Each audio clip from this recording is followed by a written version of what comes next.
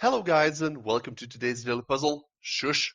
Let's get right to it. So what do I see? Well, I see an open lane that can be utilized by our queen to deliver a check. Sadly though, it's not mate as they have a plethora of ways to counter that check, either by interposition or by simply escaping the check and capturing our rook.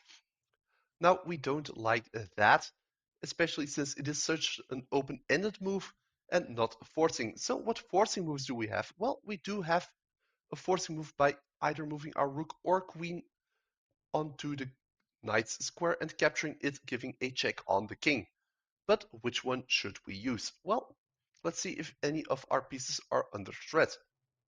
Our queen is under threat by the pawn and knight, and currently our rook is under threat by their queen and king.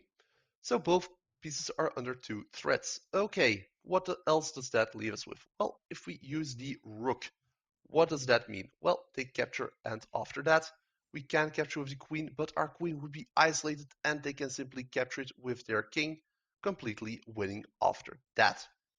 Alternatively, we can use our queen. What does this mean? Well, they can obviously only capture with their rook, and after that, what do they have? Well, once the knight has captured our queen, we can actually do something. We can move our rook over under cover of the pawn. Sadly though, that's currently countered by their queen, but we might have a solution for that later. At least it's stronger than just an isolated queen over there.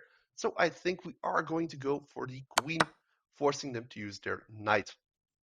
Now in this position, as I just mentioned, we can't simply do this as, well, after that they use their queen to capture.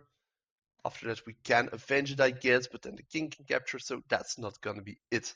However, what we do actually have, instead of capturing their queen, after which they would use their knight, with the knight in advantage, they would be completely devastating as they are also attacking our other piece, so that's not gonna be it either. But what we do have is to not capture and instead move our rook over here. Why is this good? Well, because as you might notice, if they move the knight over, then we can simply capture the knight, no problem there. If they instead do anything else, let's say they capture that piece, well then our pawn can capture. If they move over here, that doesn't achieve anything. It removes the defense from the king, meaning that then under cover of this pawn we can deliver checkmate, which is always good. And obviously if they move anywhere else, well, either they release the tension on this square for us to allow checkmate, or they move somewhere where a rook can capture or one of our other pieces can capture the queen. So I think this stalling move actually is exactly what we need to do. They don't take, instead they go for the pawn, which is a pretty neutral move, but doesn't achieve anything and actually alleviates the pressure from this square, meaning that now under cover of the pawn we can deliver checkmate. There we go. I know it was not the best of explanations. Please just check the video on this one because it is a rather complicated position. Anyway, thanks for watching. If you liked it and would like more, please leave a like, subscribe, and hopefully see you next time. Bye.